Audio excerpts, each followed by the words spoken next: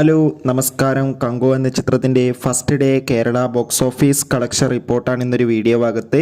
വീഡിയോയിൽ വരുമ്പോൾ video like ചെയ്യുക, ചാനൽ സബ്സ്ക്രൈബ് ചെയ്യുക.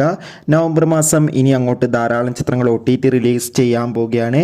നമ്മുടെ ചാനൽ ഭാഗം പരിശോധിച്ചാൽ ആ വീഡിയോയ്ക്ക് നിങ്ങൾക്ക് കാണാൻ വേണ്ടി സാധിക്കുന്നതായിരിക്കും. സൂര്യ നായകനെത്തി ഇന്ന് നവംബർ 14 തീയതി റിലീസ് ചെയ്ത ചിത്രമായിരുന്നു കങ്കുവ. എല്ലാ സിനിമാ പ്രേമികളും ഒരേപോലെയായിരുന്നു കങ്കുവ എന്ന ചിത്രത്തിൻ്റെ റിലീസിനായി കാത്തിരുന്നത്.